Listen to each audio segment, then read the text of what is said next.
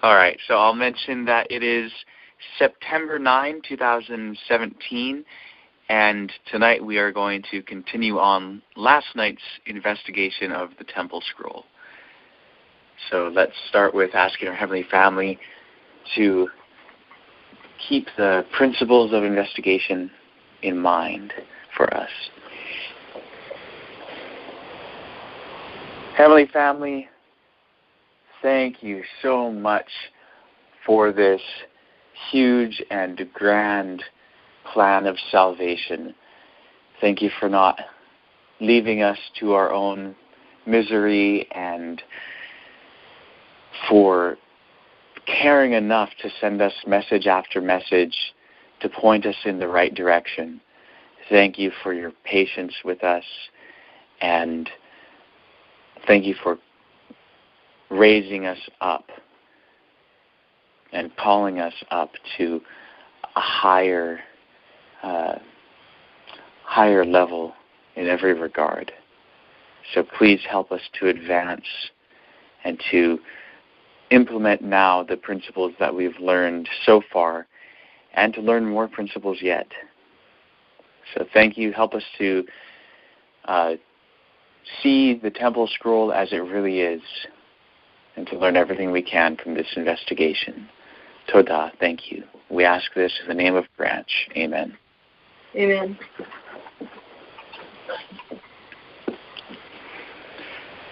So, I'll just mention for anyone listening to this later who may not have listened to last night's study, and also for anyone on tonight who hasn't been on our previous Temple Scroll investigation studies.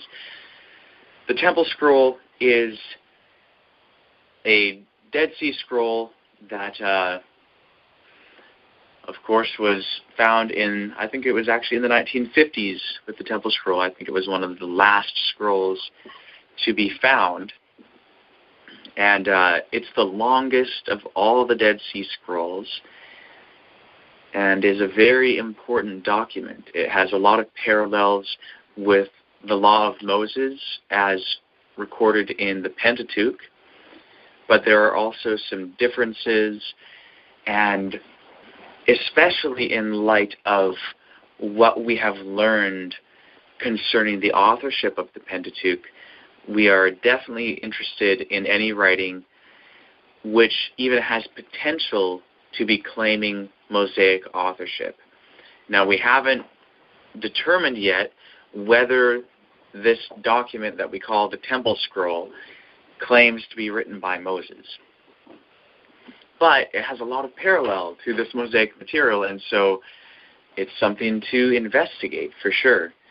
It also has a lot of other interesting elements in terms of what it says and how that content parallels other writings. A good example of this is Nehemiah's record of offering wood offerings on an annual basis. Well, Nehemiah talks about that, and it says that they were doing this according to the law, but there are no commands to offer annual wood offerings in the Pentateuch. Yet there are such commands in the Temple Scroll. And so it raises the question, is the law which Nehemiah had closer to the Temple Scroll than to the Pentateuch? Certainly in that regard, it has more basis in the Temple Scroll than in the Pentateuch, but we need to really study it more. Since the Temple Scroll is such a long document, we probably will not have the opportunity to study it all together on these calls, at least not anytime soon, and maybe never. I mean, we can't go through every single ancient document together on these calls. And, the Temple Scroll is it's a really long text, and so we encourage everyone to study it individually and in groups in your local area and, whatever. If you want to start a study group together, where you're investigating the temple scroll and do it every week or every couple of weeks or whatever and invite everyone on, that's totally fine. But, of course, we have a lot to investigate aside from the temple scroll on these studies. Yet, we have gotten together a few times on these conference calls to investigate the temple scroll, and we're doing that tonight along with last night for reasons that I explained last night, and I won't go into all of that again tonight. But we ended up reading the first 13 columns of text from the temple scroll. I should say first 13 preserved columns. Unless I should say first 12, but we ended up going through column 13. The reason why perhaps I should say 12 is because the first preserved column that we have is actually column 2. And so far, let's see here. I just want to give a brief summary of some of the things that we found. Column 2 talks about driving out the various Canaanite tribes, and it instructs Israel to destroy the idols and so on and so forth when they enter the land. And practically all of the content found in column 2 is also found in Exodus 34 and Deuteronomy chapter 7. And so we read those passages from Exodus and Deuteronomy and read what's here in the temple scroll, and it's pretty close to the same. And then in reading columns 3 to 12, we found that while they are very fragmentary and hard to get a really good idea of what they actually said, it's quite clear that it's giving some sort of instructions as to how to build a temple. It talks about the violet purple and the red purple wool. It talks about bronze and iron and hewn stone and fragrant incense and a table and bowls and vessels, and it uses the term sanctuary, talks about the altar of burnt offerings, and it gives various measurements in cubits, 12 cubits, 21 cubits, 20 cubits, 10 cubits. Talks about timber work and the gates, and it talks about the cherubim, curtains, several other items and terms like that. And in connection with all that, it talks about the wave sheaf offering, first fruits for corn, and also tabernacles. So it's quite clear that it's talking about a temple, constructing it. Obviously, the reason why we say it's a temple rather than just a tent sanctuary is because it talks about building from hewn stone and timber work and all these other things. Like the instructions seem to be describing the building of a temple rather than a tent. And later in the temple scroll, there's other stuff that verifies that. And then the last thing that we read was from column 13, which, according to one translation, which contains some material from the first part of the column, it starts out with still talking about the temple, and then it describes some of the daily sacrifices, and then begins to speak at the end of the column of the weekly sacrifices on the seventh-day Sabbath. So that's basically the content so far. Does anyone have any comments or questions before we start looking at the next section? I did look at some stuff this afternoon. I was looking at a book kind of about the Temple Scroll, and it was saying that they thought that it was a conglomeration of things from the Pentateuch, that it was kind of edited together. That was their perspective. I was just reading about why they thought that. But then they were comparing the Temple Scroll instructions to build the temple versus the one in Chronicles, and they were saying that everything was actually the same, that they could decipher what there was to decipher, except for one thing, and I'm just trying to remember what it was, that there was something in the Temple Scroll that wasn't in Chronicles. And I'll look it up and I'll tell you later, but I can't remember what it was. But it was really interesting. It was like a book on the Temple Scroll. Yeah, very interesting. There was a scholar named Yadin, and he was, I think, very instrumental in bringing the Temple Scroll into the possession of Israel. And he did the initial editing and publication of the Temple Scroll, and I believe he was the first one to point that out, how the order of things mentioned in the Temple Scroll is the same as in Chronicles, and there's all these parallels which kind of connect it with David's temple, as it were, although it's definitely the temple as outlined in the Temple Scroll is different from Solomon's temple as described in Kings and Chronicles. But yeah, there's definitely some sort of parallel there.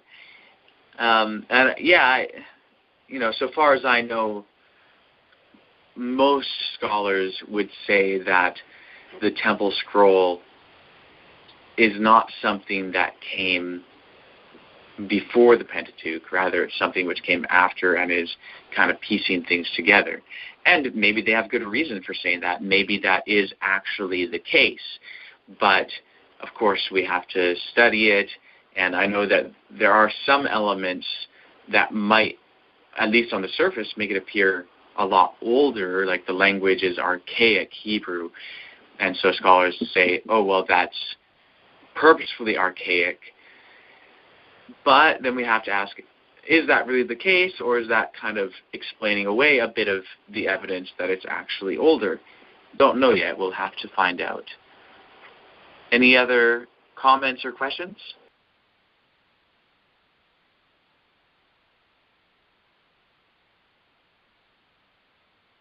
Okay, there does not seem to be any further comments or questions at this point. So I'm wondering if someone would like to read a section here. Let's see if we can find a natural break. Okay, so where we're going to start is at the very end of column 13, where it says, on the Sabbath days you shall offer 2 yearling rams, etc., etc. And maybe someone could read,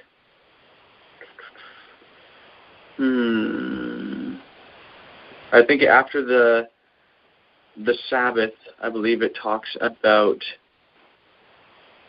the new moon or monthly offerings. So there are several columns. If someone could read from this point, on the Sabbath days you shall offer 2 yearling rams, and read up until that whole paragraph ends. Now that takes up, in the translation by Geza Vermesh, it takes up a whole page and then a little bit on the next page. And so it ends up being partway through column 15. Just the way it ends is saying, they shall burn everything on the altar over the Holocaust to complete their ordination during the 7 days of ordination. And then you could end there. So the first part not to read is where it says, if the high priest is to minister to Yahweh, etc., etc.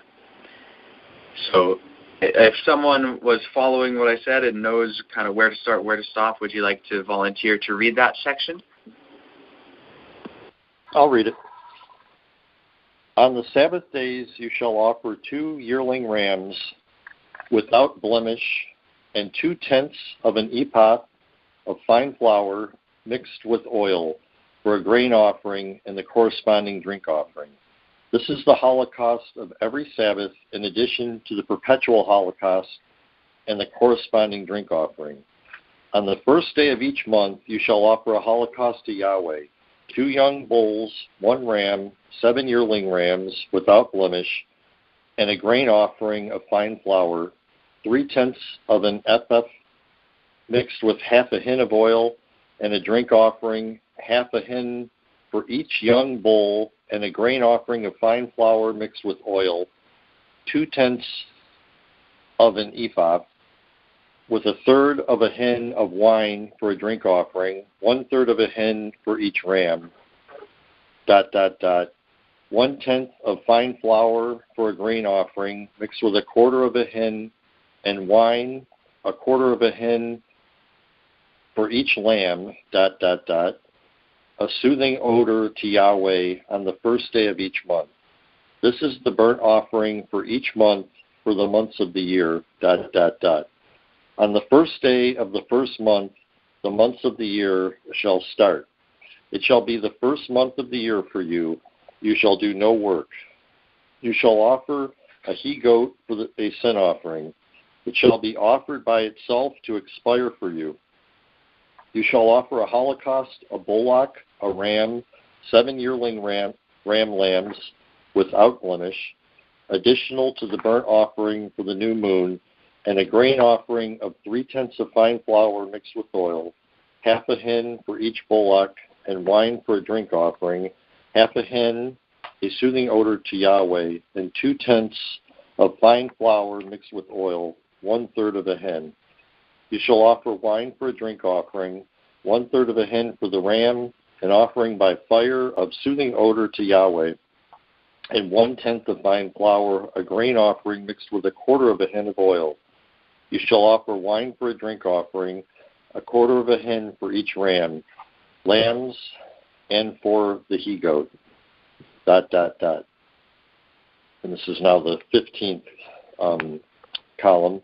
Each day, ... 7 yearling lambs, and the he-goat, ... according to this statute. For the ordination of the priests, 1 ram for each day, and baskets of bread for all the rams of the ordination, 1 basket for each ram. They shall divide all the rams and the baskets for the 7 days of the ordination for each day, according to their divisions. And they shall offer to Yahweh the right thigh of the ram as a holocaust, and the fat covering the entrails, and the 2 kidneys, and the fat on them, and on the loins, and the whole fat tail close to the backbone, and the appendage of the liver, and the corresponding grain offering and drink offering, according to the statute. They shall take 1 leavened cake from the basket, and 1 cake of bread with oil, and 1 wafer, and they shall put it all on the fat, together with the offering of the right thigh. Those who sacrifice shall wave the rams and the baskets of bread as a wave offering before Yahweh. This is a holocaust, an offering by fire of soothing odor before Yahweh. They shall burn everything on the altar over the holocaust to complete their ordination during the 7 days of ordination. Okay, very interesting. Any comments? I think there's it's just, there's so much in those offerings there. It'd be really hard, seems like, to break it apart. It can be done. I mean, there is some detail there to break it apart, but there's just a lot there. Yeah, I mean, it definitely would require going into more detail than we're going to on tonight's call together to really kind of assess it as would be best. So what I would recommend for anyone who wants to really do this would be to look at all the offerings here. So it mentions daily offerings, weekly offerings, monthly offerings. And so all of those offerings are mentioned in the Pentateuch, and you could go and compare them and see, okay, well, if you take Numbers 28 and 29, which is where the, annually, monthly, weekly, and daily appointed offerings are described, and you could say, okay, how does the daily offering in Numbers 28 compare with the daily offering here? And it'd be pretty simple. You could just make two columns. You could have Numbers and the Temple Scroll. And, if you read in Numbers 28 and, it says the daily offering is to be this and that, and this amount of wine, this amount of oil, this amount of grain to go along with it. And then you can just write all that down in a column, and right beside it, write down every specification as it is in the Temple Scroll. And you could do that for each one and see how it compares. Is it exactly the same? Is it different? And you could even add a third column to compare what Ezekiel has to say on it. And then, because of course in Ezekiel's description of the temple, there's a description of various offerings as well, and it's actually quite different from what is in the Pentateuch in a number of instances. And then you could compare all of that to what it says in Aramaic Levi concerning how much oil and grain, for example, to put with which kinds of offerings, and to see whether it's the same or different. That would certainly be a good study to do. Is there anything here that is different from what is in the Pentateuch?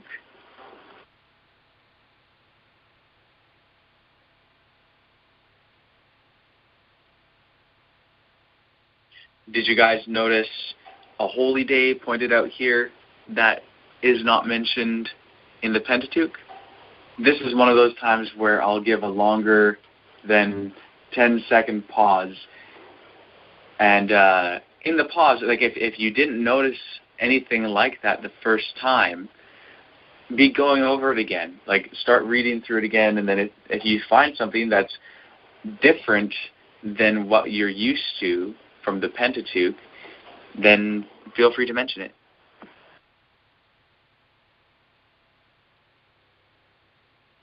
I'm not sure I'm familiar with the 7 days of ordination. Okay, yeah, that's very interesting. Now, it does talk about 7 days of priestly ordination in two places in the Pentateuch. It is in, Leviticus 7 or 8, and then in Exodus, it's also there, I forget, Exodus 28 or something like that. It's in the Silver Trumpet, Volume 1, number 3, if I remember correctly. It goes through that priestly ordination ritual. But is there something different about it as it appears here as compared to there? I see waving of the rams. That's new to me. Okay. I'd have to check. If I remember correctly, I think it talks about waving the ram in Leviticus as well. But we'd have to check on that detail for sure. Anyone else? First day of the first month. It specifies offerings for that day. That's not specified in the Pentateuch. It is commented upon as this will be the first day of months to you, or the first day of the year to you, or whatever at the Exodus. But there's no mention in the ceremonial service of any sacrifices or offerings done on that day. And even that, if I remember in Exodus, it just says, this month shall be to you the beginning of months. not even referring to the first day of the month. This is already after they left and had Passover on the 14th day of the month and all of that. And so it wasn't specifying the first day of the first month. And here, the first day of the first month is said to be a day upon which you shall do no work. It says you shall do no work.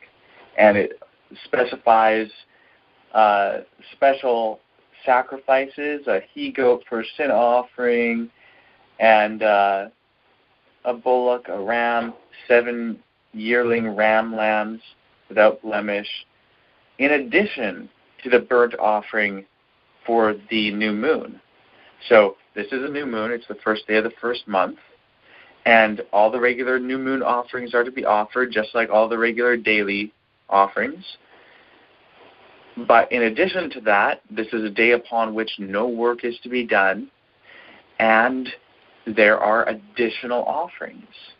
It's kind of interesting because it's never formulated fully in my mind, but as we're talking about it, it's like, yeah, it's always kind of been in the back of my mind a little strange that we have this 7th new moon celebration as the only, as far as I knew, the only new moon that's mentioned in a specific way as extra than just the first day of the month.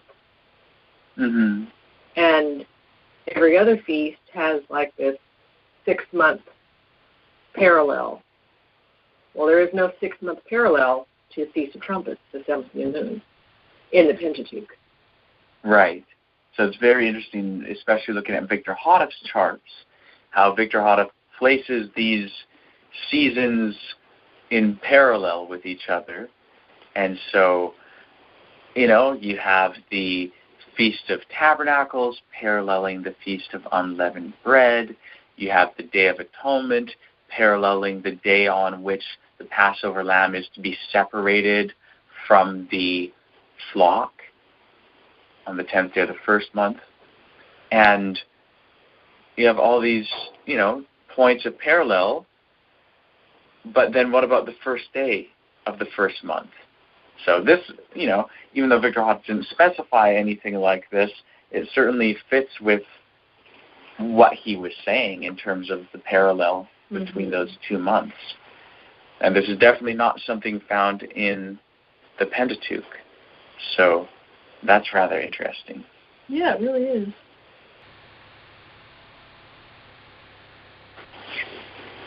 Now, I will say on the element that Ed mentioned with the priestly ordination, since no one has mentioned this so far, the thing that I find so interesting about it as it appears here is that this is in the midst of describing basically events to take place and rituals to be done at set times. And you guys can see the progression of it. It's very similar to Numbers 28 and 29. In Numbers 28 and 29, it starts with giving the daily offerings, and then the weekly, and then the monthly, and then the yearly. So it progressively goes from the shorter cycles of time to the longer cycles of time. Here, there's the same sort of thing. It started with the daily offerings, and then went to the weekly, and then went to the monthly, and now it's starting to mention the yearly. And in mentioning the yearly, the first one is this holy day of the first day of the first month. And then right after that, it's talking about 7 days of ordination for the priests. That's kind of interesting. Why mention that there? And then there's however much about the high priest, which we still have to read. But then after that, going into column 17, it says, let them prepare on the 14th day of the first month, etc., etc.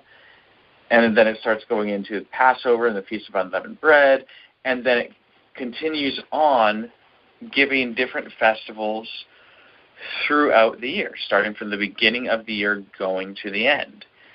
So mentioning this whole thing of the ordination, why mention it here, stuck between the first annual feast of the year and Passover? And then you go on with all these other annual events. Well, let me ask you, why do you guys think it might be doing that?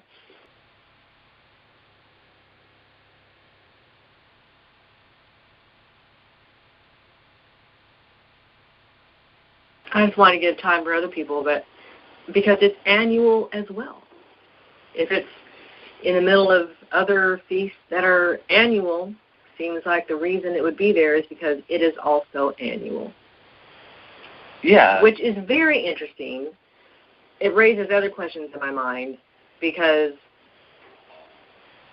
well, it raises questions that maybe I won't mention here yet. Well, I don't know. Should I mention it here or should I talk to you about I don't know what they are. I know you don't know what they are because they just popped into my head. I'll mention what they are real quick. Okay, so makes me think of the yearly renewal that Victor Haughton had, and that is mentioned in the community rule. And so it's interesting, in that regard. But then the other question that it raises in my mind is, well, what about the 6-month thing again, this parallel? Well, the community rule seems to be, if memory serves correctly, referring to the community at large, so to speak, where the covenant ceremony is for everyone. And this ordination of the priest was only for the priest. Mm-hmm. So the community rules, and I don't know if it's, okay, thoughts are formulating. Depending on where it was actually situated, and it sounds like potentially it's situated between the first day of the first month and Passover annually, which would not be 6 months away from Pentecost, which is what we were considering as potentially the time period for which to perform this covenant ceremony. So, just different thoughts going through my mind, the process of thinking it through. You were kind of wondering if maybe it would end up being another parallel with the 7th month sort of thing. Uh-huh. But it's, the timing isn't necessarily the same. And like you said, it's a good point, distinguishing between the annual renewal of the covenant for the community at large, mm-hmm. and then another one for the priests. And if these do come from different periods of time, that may also be another factor to keep in consideration. So very interesting. So those are two elements so far which are not in the Pentateuch. We have this feast of the first day of the first month, and then we have what seems to be an annual priestly ordination ritual. Now, the priestly ordination ritual mentioned in Exodus and Leviticus is not described as being an annual thing. It's like a one-time thing for establishing the priesthood. Now this, again, if it's supposed to be only a one-time thing, it would sure seem weird to stick it right in the middle of this explanation of annual things.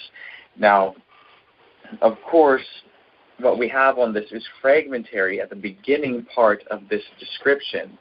So I don't know if we have in the text it describing this as an annual thing for sure, but by its placement in the text, it sure seems to be an annual thing. But perhaps reading this next part on the high priest before getting into the description of Passover, perhaps it will contain information that answers that. So would anyone like to read this next section, starting from the phrase, if the high priest is to minister to Yahweh, and then reading until the end of that paragraph in Giza Permesh's translation.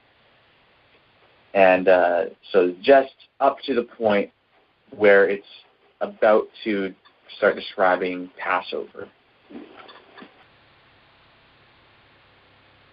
I can read it. If the high priest is to minister to Yahweh, whoever has been ordained to put on the vestments in place of his father shall offer a bull for all the people and another for the priest. He shall offer the one for the priests first. The elders of the priests shall lay their hands on its head, and after them the high priest and all the priests. They shall slaughter the bull before Yahweh. The elders of the priests shall take from the blood of the bull and place it with their finger on the horns of the altar, and they shall pour the blood around the four corners of the altar ledge.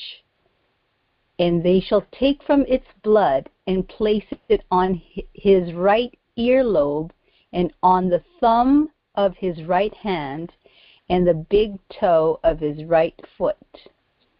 They shall sprinkle on him and his vestments some of the blood which was on the altar.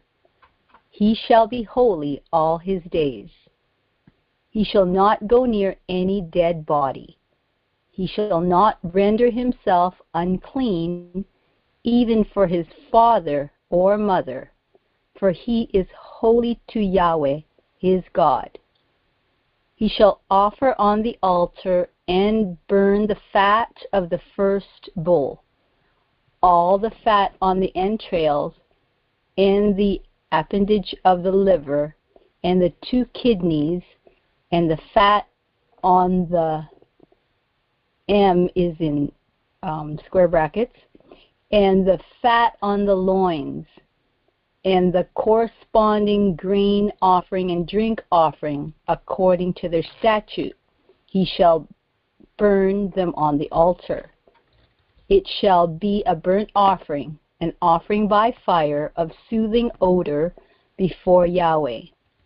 The flesh of the bull, its skin and offal, they shall burn outside the sanctuary city on a wood fire, in a place reserved for sin offerings.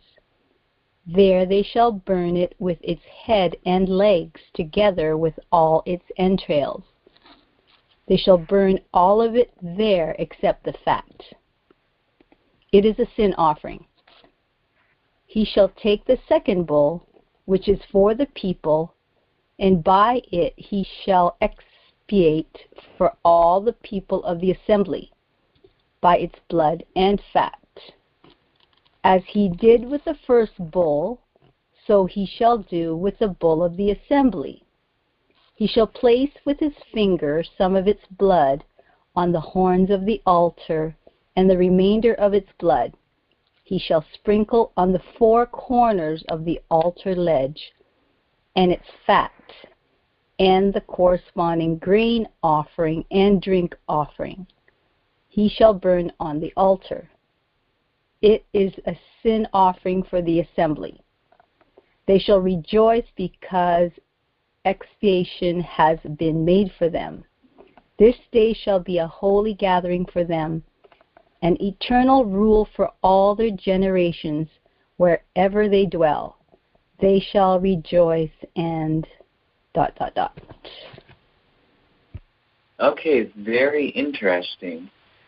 So this seems to be further explaining the rituals for this 7-day ordination, and describing about the multiple bowls and so on.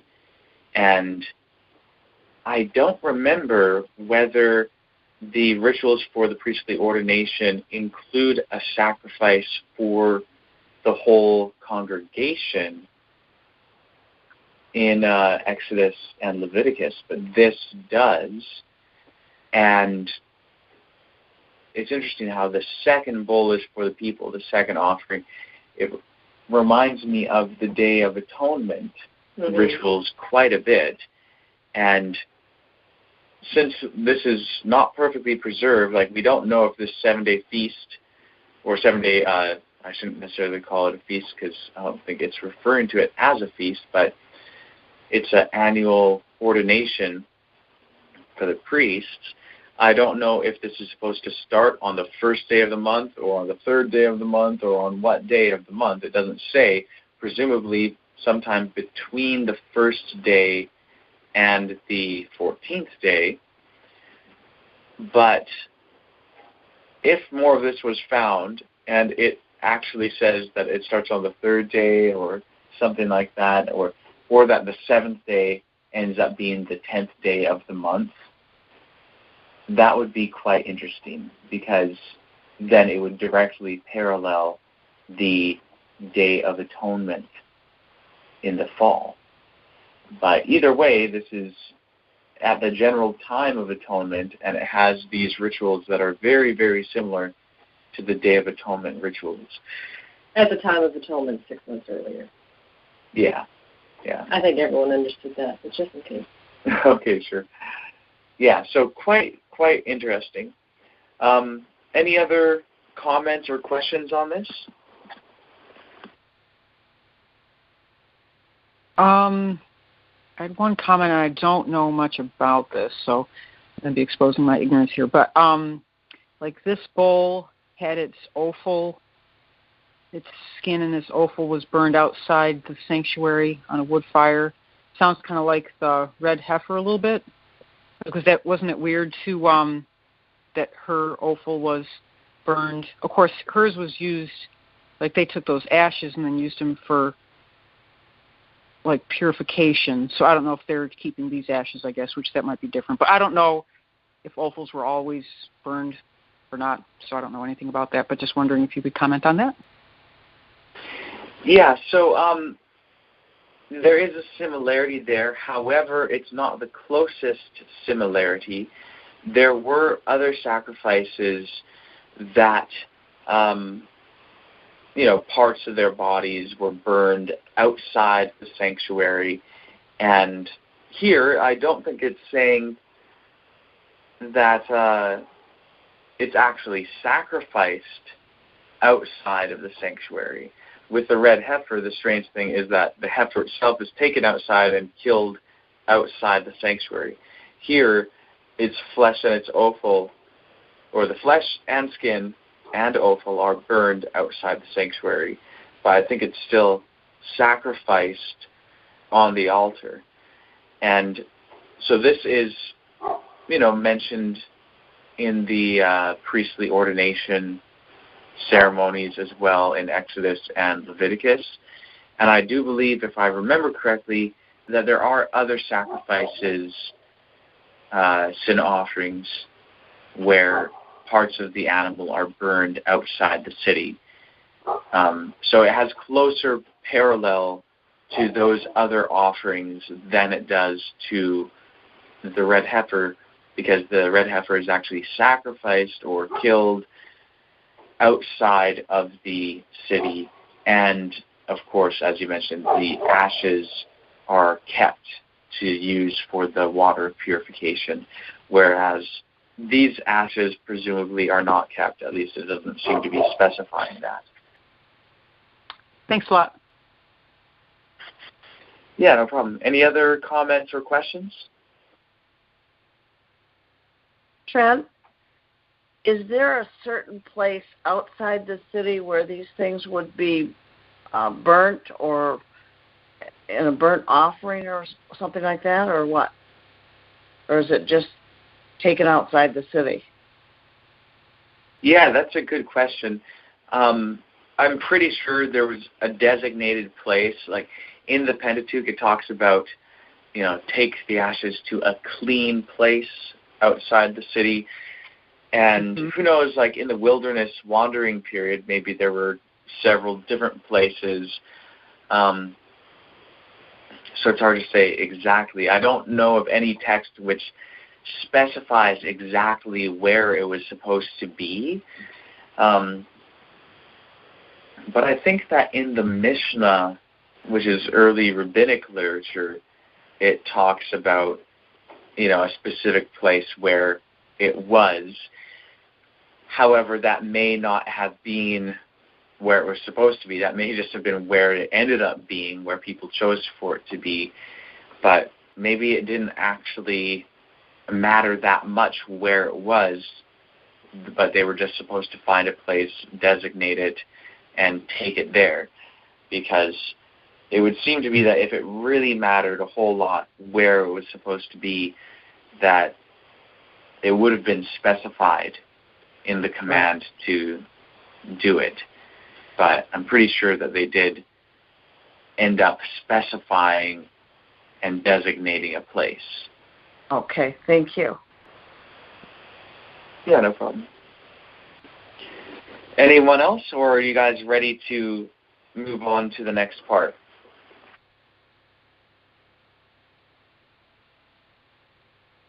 Okay, so would someone like to read this next section, starting with the phrase, let them prepare on the 14th day of the first month, and reading that whole paragraph and the next paragraph, which ends up talking about the Feast of Unleavened Bread in addition to Passover, and stop just before it says, you shall count 7 complete Sabbaths. Would anyone like to read that section?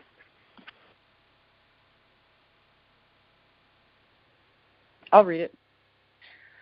Let them prepare on the 14th day of the first month, between dusk and dark, the Passover of Yahweh. They shall sacrifice it before the evening offering, and shall sacrifice ... Men from 20 years of age and over shall prepare it. They shall eat it at night in the holy courts. They shall rise early, and each shall go to his tent. On the 15th day of this month there shall be a holy gathering. You shall do no work or labor on it. It shall be a 7-day feast of unleavened bread for Yahweh. You shall offer on each of these 7 days a holocaust to Yahweh, 2 young bulls, a ram, and 7 ram lambs without blemish, and a he-goat for a sin offering, and the corresponding grain offering and drink offering according to the statute for the young bulls, rams, lambs, and the he-goat. On the 7th day there shall be an assembly for Yahweh. You shall do no work on it. He-goat for a sin offering, ... The corresponding grain offering and drink offering according to the statute, 1/10 of fine flour mixed with 1/4 of a hin of oil and 1/4 of a hin of wine for a drink offering. He shall expiate for all the guilt of the people of the assembly. This shall be an eternal rule for you, for your generations, wherever you dwell. Then they shall offer the 1 ram once on the day of the waving of the sheaf. Okay, excellent. Any comments or questions on this section?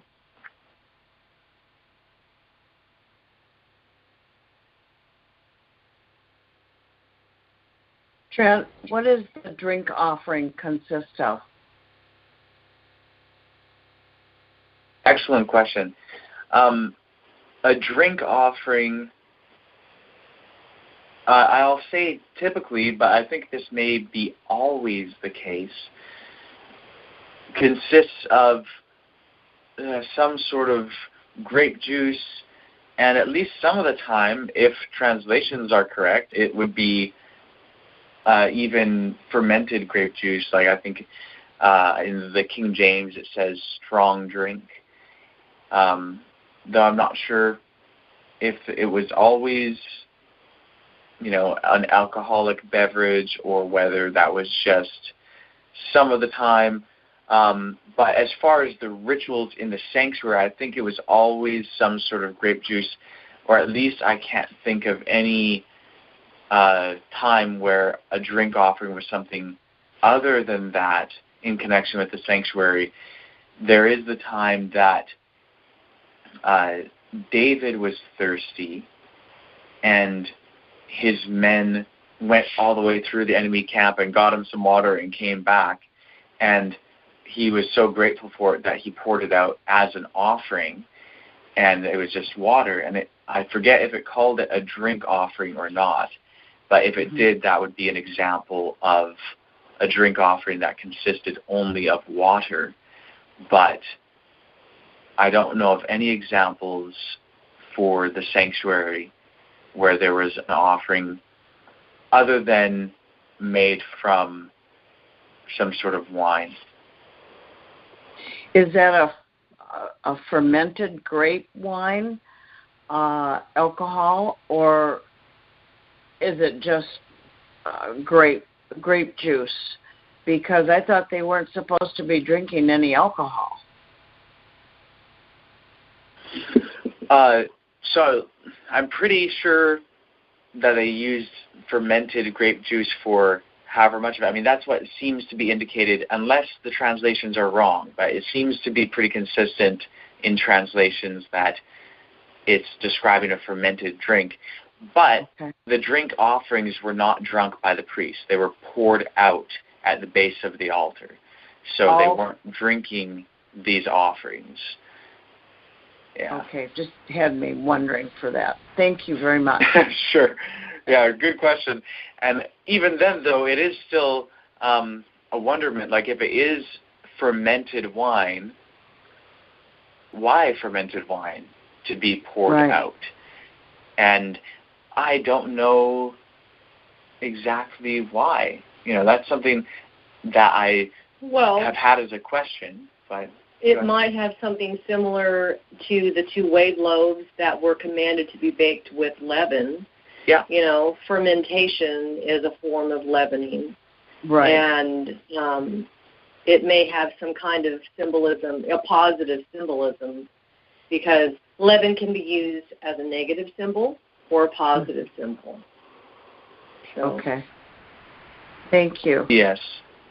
Yeah, and actually there is even in the Odes of Solomon, I think there's 2 examples in the Odes of Solomon where intoxication is even used as a positive symbol. It's also used as a negative symbol, but it uses it, I believe twice, at least once, as a positive symbol, but it's the way it's described is basically using kind of the overwhelming sensation of intoxication as being like, oh, I'm intoxicated with your love. Like, it's just so governing to my way of thinking and so on and so forth. But I'm not, my forgetfulness is not of reason, but it is of ignorance or of falsehood or something like that, where it's like kind of like reversed intoxication or something like that. But it's a very, very interesting the way it uses that symbol. And does that have some basis in drink offerings or whatever? I'm not sure, but at least intoxication can be used as a positive symbol as well as a negative one. So, yeah, very interesting. I really look forward to understanding more about this element of the ritual law for sure. Any other comments or questions on this section? I was just going to make a comment about the Passover up in line, I don't know, like 7 or so. It talks about them eating, they shall eat the Passover at night in the holy courts. And then it looks like they're spending the night in the holy courts, because then it says they shall rise early and each shall go to his own tent, like they're going home after the night is finished. Although it says that they're rising, so I don't know if they're rising from the dinner table or rising just from the holy courts, or if they're rising from bed. I don't know, but it seems to me to kind of say that they're kind of doing a vigil in the holy courts. But I don't know. Yeah, it does actually, in my mind as well, seem to indicate that, they're there eating it at night in the holy courts, and seems like they're there because when they rise early in the morning, they go to their tents. So obviously they weren't in their tents, and So yeah, I mean, it doesn't specify in the preserved portions that they were actually staying awake all night, but it may be implying that, that's for sure. So yeah, that's definitely an interesting element that hadn't really stood out to me. Anyone else?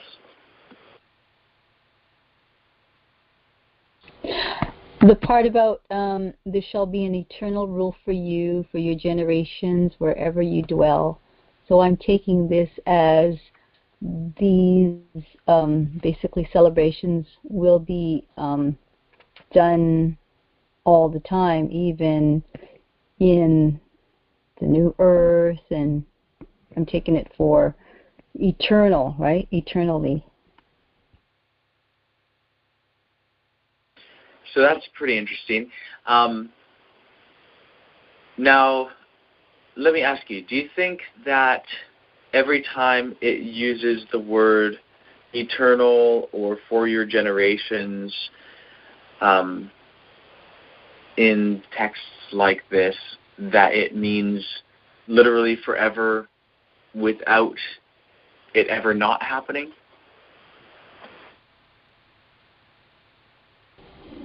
Yeah, I seem to remember talking about this, that its own eternal could mean just for a certain time, so most likely not forever and ever and ever. So it's, really interesting. The word for eternal or forever in Hebrew is the word olam, and it just refers to either a large period of time or a distant period of time. So it can refer to like way back in the past, or way forward in the future, or a huge period of time. But I don't know if there is, if the word has any inherent meaning in it of like totally ceaseless. Now that's not to say that just because the word does not necessarily indicate ceaselessness, that it's not used in some context to mean that. And it doesn't mean that, even if that's not what it means here, it doesn't mean that these feasts will ever come to an end. Maybe they will go on forever and ever and ever and ever and ever, totally without ending. But I think that it's wise to be hesitant to use the fact that it says eternal to mean that, because our English word eternal means something different than the Hebrew word olam. And so, forever is a really, really long time.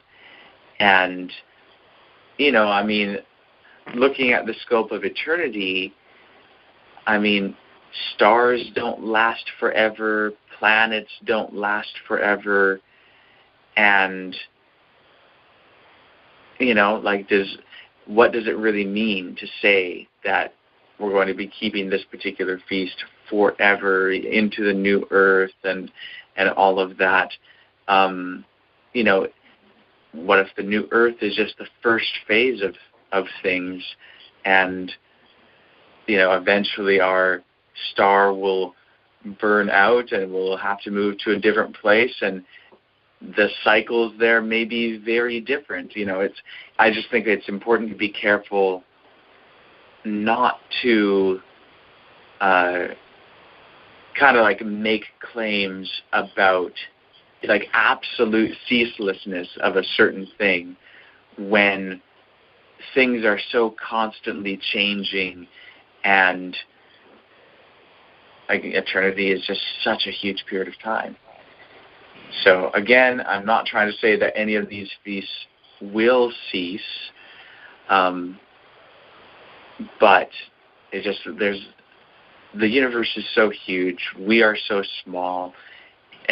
Forever is a really, really long time, and while there will be cycles and there will be appointed times, that we can say for sure. There will be cycles, there will be appointed times, and I would think that some of them are going to last forever, or in whatever that means. But again, there's so much before us that we do not know. We are necessarily speaking with such a high degree of ignorance that I just think it's worth it to point out how exactly what the future holds when we're dealing with the extreme distant time periods. We do not know. Comment? Yeah, sure. I just noticing at the end of that sentence, it does say wherever you dwell. So I guess I'd mention that was part of the sentence there. Like you say, we may be on one planet and then go to another one. I don't know. No, I don't really have any even guess. Well, I was going to ask you, since you do what the Hebrew was for eternal, would you happen to know what that section, if it might have a different meaning than what we think of in English, wherever you dwell? Well, let me ask you, when it says wherever you dwell, what do you think that the author of this, whoever the author may have been, what do you think the author was trying to communicate? Well, I don't know for sure. If it was just a story written like you might just sit down and read a book written by one of today's authors, then I would take it to mean you're going to do something wherever you live. Whether you're going to live 10 years here, you're going to do it, and if you're going to live 20 years at the next dwelling, that's the only thing I know about, because I don't know what it may have meant back there. So, and it probably doesn't mean what I just said. So, in other words, I really just don't know. Okay, so basically I'd say that it's pretty coherent to say that it means, hey, wherever you live, wherever you may be, whether you're in this city or that city or whatever, this still applies to you. But I don't think it's meaning like, hey, whether you're on this planet or that planet or whatever, because that would be to import our modern post-Enlightenment scientific worldview on the words of an ancient author who lived at a time before they realized Earth was even a planet. And so, they're imagining that the sky is a solid dome. They're not necessarily thinking of, traveling from planet to planet. They might not even, the author of this may not have even thought that there were other things out there that were like Earth enough, you could even go there and... Yeah, good comment. That's true, because he wrote back then, and he wouldn't have known, well, unless he'd had some vision of the future or something. But, yeah, I get what you're saying there. That's good. Yeah, so it's just important to keep that sort of thing in mind. So, I don't think it's claiming something about, the, a new world, a new existence beyond sin and all of that. It's a little bit more kind of down to earth in its content. Any other comments or questions?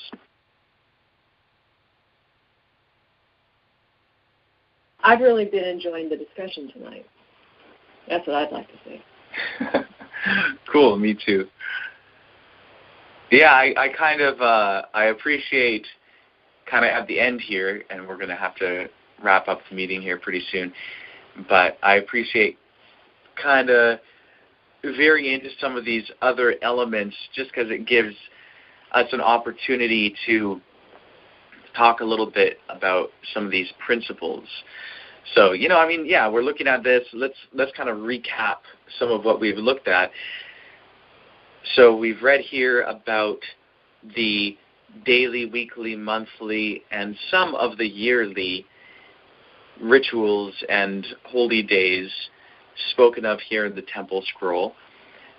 Most of it has been at least very similar to what we are used to from the Pentateuch.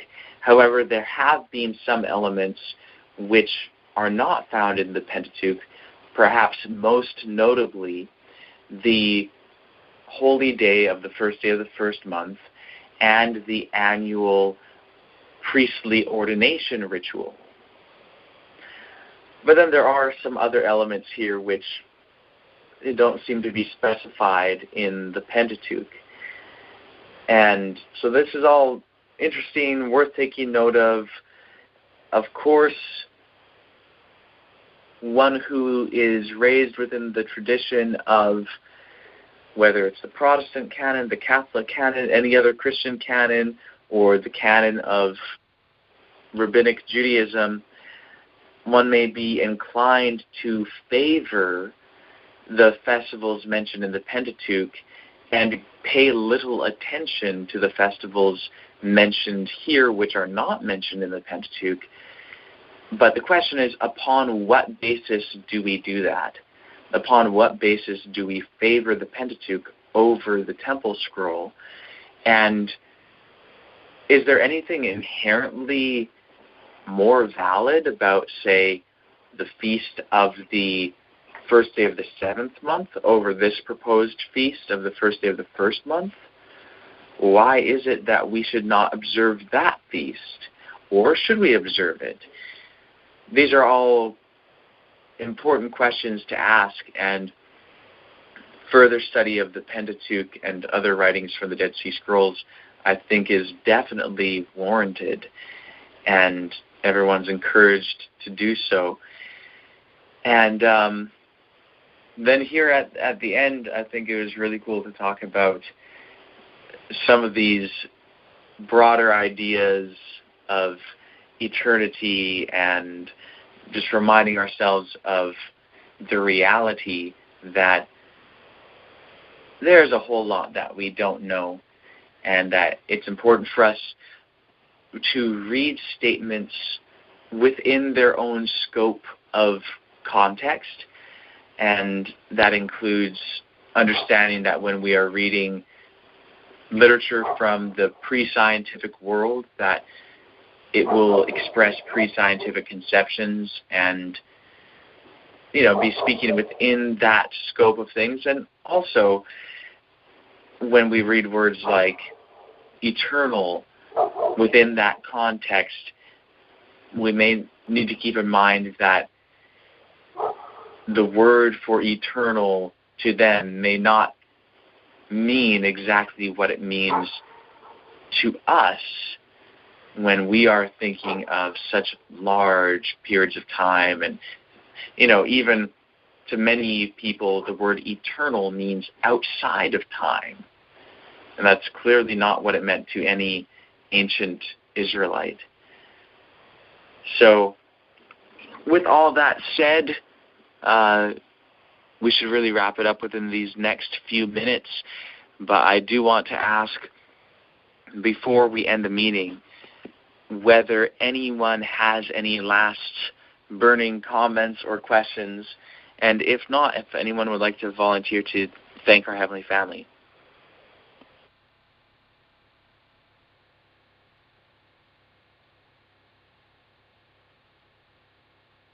I'll pray.